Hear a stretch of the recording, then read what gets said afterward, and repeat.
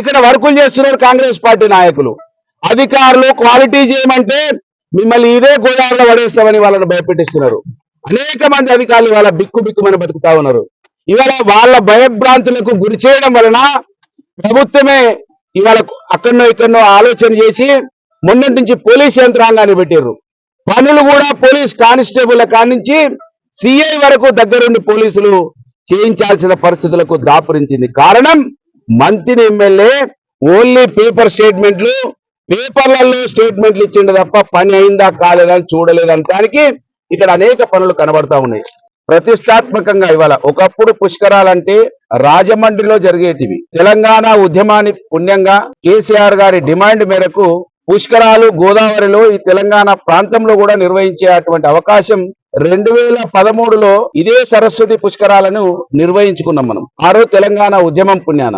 కానీ ఇవాళ అదే తెలంగాణలో పూర్తి స్థాయిలో తెలంగాణ ఆవిర్భావం తర్వాత ఏర్పడినటువంటి ఈ రాష్ట్రంలో మొట్టమొదటిగా కాళేశ్వరంలో సరస్వతి పుష్కరాలు జరుగుతున్నాయి. దానికి ఇన్ఛార్జ్ గా ఉన్నటువంటి ఎండోమెంట్ కమిషనర్ గారు మనకు 9వ నెల 2024లో ఆమె సమీక్షా సమావేశం పెట్టింది.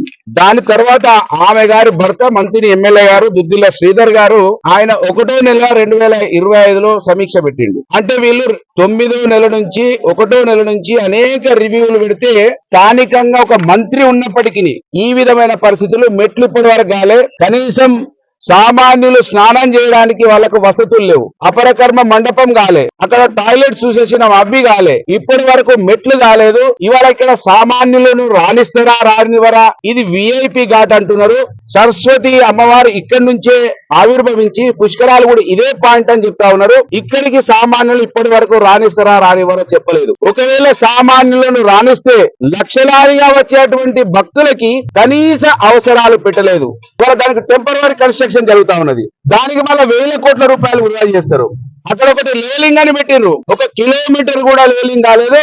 దానికి 10 లక్షల రూపాయలు బుక్ చేసుకున్నారు. ఇవాళ పూల టెండర్లు పిలుస్తున్నారు, అనేక రకాల టెండర్లు ఎండోమెంట్ కమిషనర్ గారు పిలుస్తున్నారు.